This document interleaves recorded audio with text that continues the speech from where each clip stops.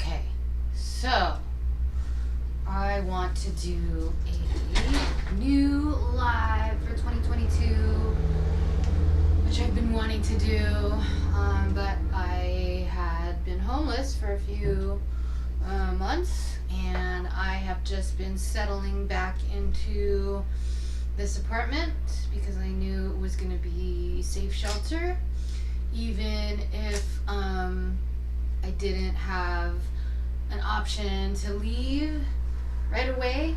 So I'm in an eviction process at the moment, and I don't. Once you are in an eviction process, it seems like, man, how do you go to another location? I suppose if you so I have bad credit and I'm in an eviction hearing, but this man is harassing me. And so that's what's allowing me to stay for a lot longer, because he is, I have a documented paper trail of the amount of harassment, including most recently vandalizing my bicycle. Like, someone took screws actually out of the connector part of my bicycle. Like, not at first, it was just the top screw, and that made the fender go down on the wheel occasionally, which was totally slowing me down one day.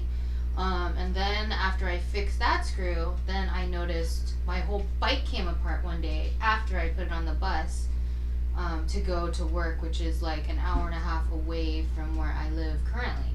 So then the part that puts my bike together is actually split apart.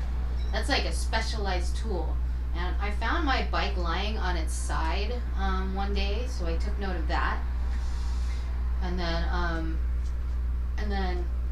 yesterday, or the day before yesterday, he writes this sign that says "hang here," which is like an indication, a sticky note that tells me to hang my bicycle on the hanger that he built at my request.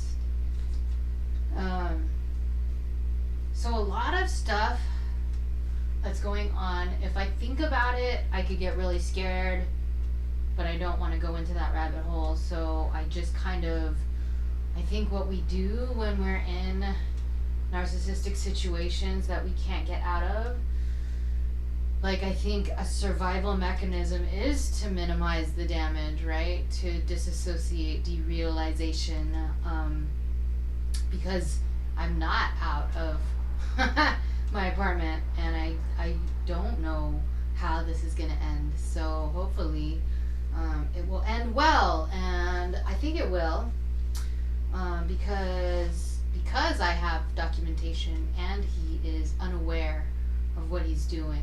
He actually thinks that he's not being abusive. And it's kind of obvious. Like, some people would say, well, how do you know that he knows that he's not being abusive? And then I feel like I can tell by his, because for court, we don't actually meet in person. We meet all online, and then the mediator, you submit your documents online. So that's good for someone like me, because I am very academic and I'm a good reader and a good researcher. So anyways, this was supposed to be on toxic family values versus my new family values, but that does have relevance to my landlord situation, because the Satori, or the enlightenment period, the realization of my new family. Here's Satori here, and here's Taiko here. And the way that I was gonna live from this point, from November of 2020 on forward, was going to be in love, was going to be celebrating and developing these new family values, because the landlord is an unconscious, a subconscious reenactment of my toxic family. Specifically, he was like my toxic father, very much reenacting the loss of my childhood dog, the abuse of my childhood dog. Like, I got to, parent, pick, and buy my own dog, so there will be no abuse of my dog. I do fear that, living in an apartment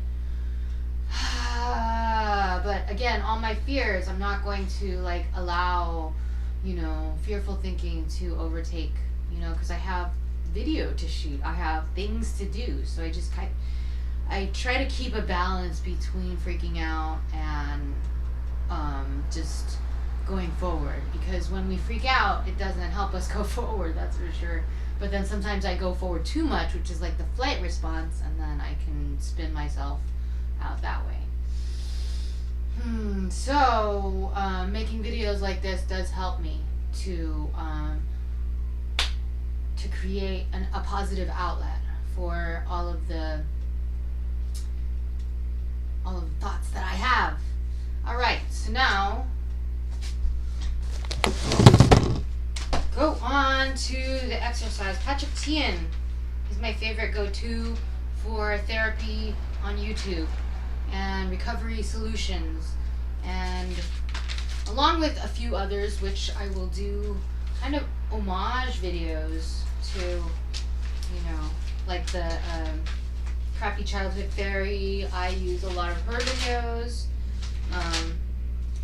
But one of the things that Patrick Teahan got me to write was write a list of your family values, and then first you're going to make a list with your toxic family values. So first, here's my toxic family value. Right? And then blood is stronger than love. So blood is stronger than love is a big Japanese thing. So you are pretty much guilt-bound, shame-bound to your family. Like the family system, this is a feudal thing from, England. It used to be like this, but then because America, separated from England, they don't tie bloodline as much. So blood is stronger than love. For example, in Japan, if you commit suicide, they had a whole bunch of suicide by train. Like they would throw themselves into the train tracks and but then that disrupts all of the train systems and the commute, and that really hits the economy when they do that. It probably costs like $30,000 to clean that up, and to, who knows? I don't know. But Japan started because there was an increase in that type of suicide. The way that they were going to do that, they politely said, "Can you please jump off of buildings?" No, they started charging the family. So your family, everything is, tied to, if you rent an apartment, the person who, you have to list your family as your guarantor. And then they have guarantor agencies for foreigners, which I chose to do. And you pay a bond, a higher bond to have an agency just basically take a loss for you in the future, if you trash the apartment or whatnot. But then if you don't have family in Japan, then they can't, track it back to your family. I do have family in Japan, but, and if I did something major, like get caught for marijuana use, then my family would know. Everything is tied to, how your family ties are. The reason why you're able to get a visa, the reason why you're even able to get a job to this day in Japanese society is tied to blood is stronger than love. So it doesn't matter if your parents loved you, or if you loved your parents, or if they were abusive or horrible to you, you still are tied and obligated to them, unless you change your name. So if, like I said, so if you commit suicide, then, which I would imagine that might backfire if your parent was abusive to you, then, who's not going to want to then get back at their parents by throwing themselves in front of a train. But that's not how Japanese people think. So Japanese people think blood is stronger than love. And so my sister will say, well, that's still your mother, right? That's still your parent. And that kind of echoes that blood is stronger than love value. For me, in my new, I'm going to write in crayon because I bought these crayons. my new family value, what is my new family value? Is chosen family. So I started with a chosen family, which consisted of my chosen mother. I don't have a chosen father. I have kind of, I have a lot of divine masculine figures, mentors, teachers of Tantra. Sean Roop is like a divine masculine mentor, but I wouldn't call him a father figure. A chosen parent, like my chosen mom, is someone that I call mom, who's Carol Lee, Scarlet Harlot. She was my chosen mom from my prostitution days. And then also during that time, I had two adopted or two kind of chosen daughters who kind of, they allowed me to they called me mom. Like they saw that I needed that kind of relationship. Like they volunteered, adopted me as their chosen mom, which was, they became my chosen daughters and I became their chosen mom. And, they're in Los Angeles, and I feel like since becoming CPTSD aware of narcissism and codependency, it makes sense that, my mom and my two chosen daughters no longer actually reflect my current values. So one of my chosen daughters, I would say, is pretty narcissistic, and I have made a conscious decision to not really hang out with toxic people. So if I feel like what I have to say or do in front of anybody in my family is going to be censored, or I can't say what I feel out of fear, then that's not a relationship that I want to sustain. That becomes a toxic relationship to me over time, right? So I end up spending less and less time with that person. I feel like that's what's happening between my chosen daughter and I. So that represents like a lot of the values that I had, in my 30s. This is us growing up, as a nuclear family unit. One of my toxic family values, it's okay to make fun of your family when they challenge you. Make fun. Like, they call it making fun, but the person that you're teasing is not having fun. So then make fun of family. Right? Especially when they challenge you.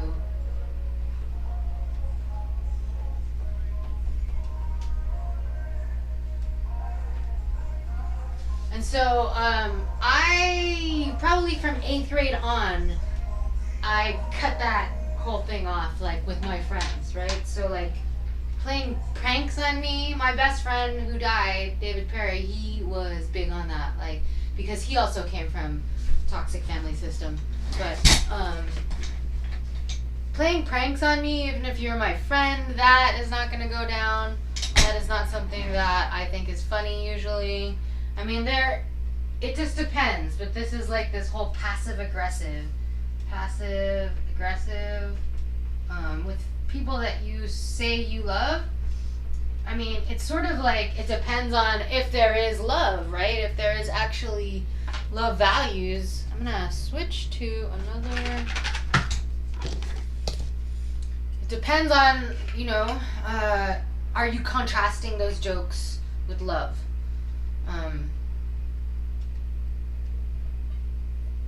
So Patrick Teahan talks about what is the lie that your family, the family lies. My mom is a martyr.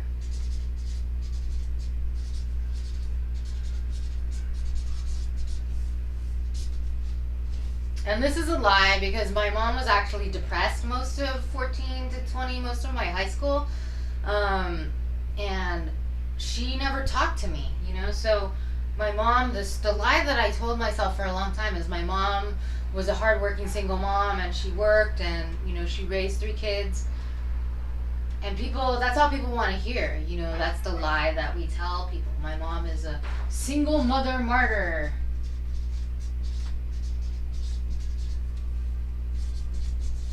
Super single mom martyr.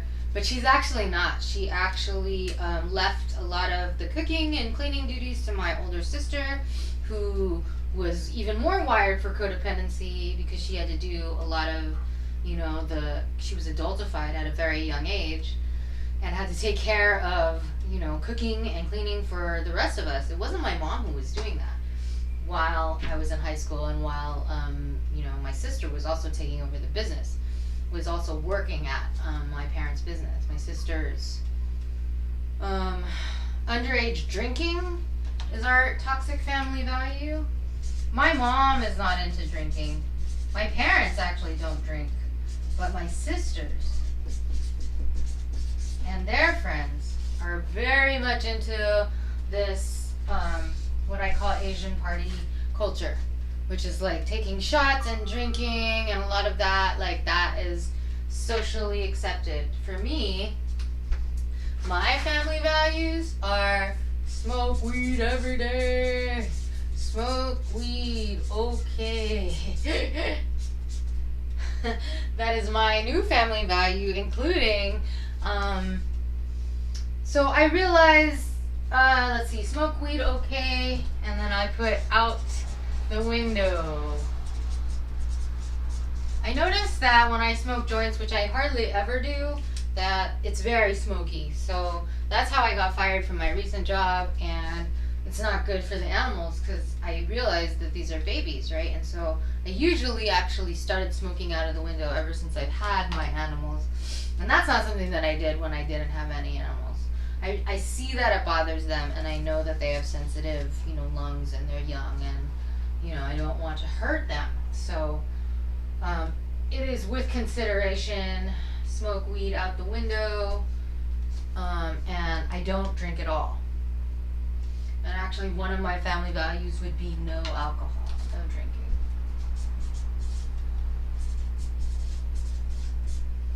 So that would include my potential partner. I think that it's this weekend that I quit drinking 2 years ago. So I would say that any potential suitor or a partner that I would have, I don't think that would be too happy if they drank a lot of alcohol or any. I would prefer it if they didn't drink at all, but I think I could be open to a little bit of alcohol. But for the most part, my personal family value is to just, you know, keep it natural. No alcohol. And, you know, underage drinking is not okay. Get over it is one of my toxic family values. That's like the main thing. Get over it. Get over your feelings. Get over the divorce. Get over your childhood. Get over it, right?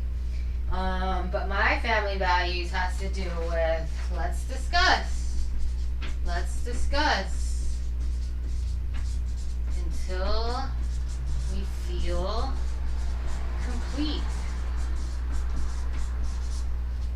This doesn't mean that we're gonna discuss this until I can't, you know, until I go crazy, which a lot of people might choose to do. This means like over time until we feel complete, which means it could mean conscious timeouts, right? It doesn't mean that all at one sitting, but you want to get to a resolution or a completion. Do you feel complete? Does this feel resolved to you? Instead of just leaving it, walking away. That's a pretty and never and never talking about it, pretending like it didn't happen, right? So my family, if something emotional, like if there's some kind of uncomfortable situation that happened, my family flees. Get over it. Emotions or mess equals run. So I could remember in a Christmas when I was like really upset, my whole family just dispersed. And then they never talked about it. I left, everybody just dispersed. I was so irritated with my whole family that I left. And they never really wanted to talk about it. We should have had another family meeting right after that, but kind of like they sent my sister to make the phone call, but I didn't. I was so, it's sort of like, yeah, they weren't going to discuss it with me in the way that I needed them, on the level that I needed them to do it, on a safe level. So they weren't going to say, let's discuss until we feel complete. That's a safe dynamic to bring forth conflict. That is, let's see, what else? All women need to be successful are good looks and good colleges. So that's a huge family value for mine. Good looks, good college. That's all I was taught that I needed. But apparently, now that I'm 46 almost, I realize I have good looks and good college, and life is still a freaking challenge every single day. What is another one? Okay, so what would that be? My new family values are, so good looks and good college reflect exterior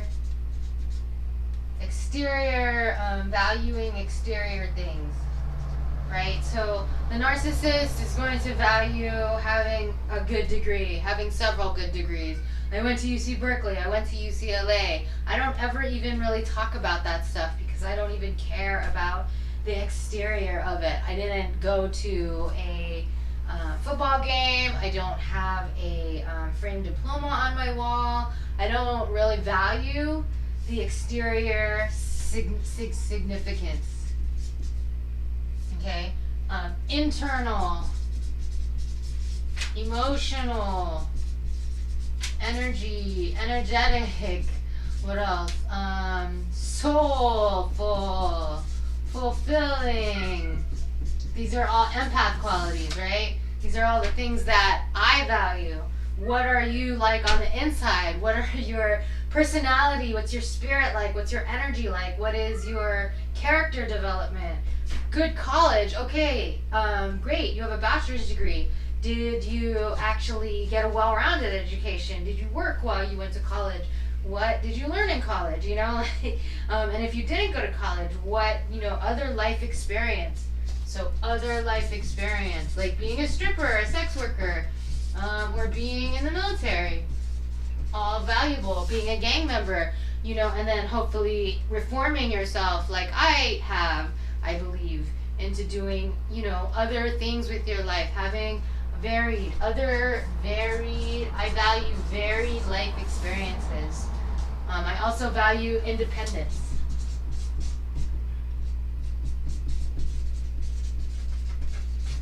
And I would say that is something that my toxic family, they value independence. I don't think that they say it, but I don't know if child neglect is valuing independence. But as a result of being a neglected teen, I became an independent, adultified teen. So 13, 14, 15, I am shopping using a credit card, and that did not lead to financial awareness. It was the opposite, but I think that I became very independent. That's something that I definitely, the good and the bad of it, definitely. My independence, I'm able to travel around the world by myself and, hang out a lot by myself. Oh, here's a big one. Money equals success equals the key to happiness. So money equals success. That's money, looks, good colleges. Money equals success. So I rebelled against that, and possibly that's why I don't have a lot of money. Success equals freedom for me. Freedom equals success. Even if that means that you are poor. Doing what you love and making money. That that is my family value. Time equals success. So, this has been helpful to do, because if I look at this, then I'm like, yeah, I rebelled almost against every single value of my toxic family, and that's why I am the way that I am. So this is a good, this is an excellent exercise for you to do on your own. Let me see if I missed anything. I value, and then the other thing that you can do is actually just make a list. Like, what do you value? I value not avoiding hard conversations. I value stating and being told boundaries. I value affection. And I value I love you, verbal I love you. My love language is words of affirmation. My family's toxic family value is silence. Silence and ships in the night type of communication. My family is an anti-love family, and I'm a love, love, love family. We love each other. So my dog, she's a lover. She loves me, and she loves, other people if she can. And yeah, so let me know if this was helpful. I just wanted to put a new live out there and see how it was gonna go. All right, namaste.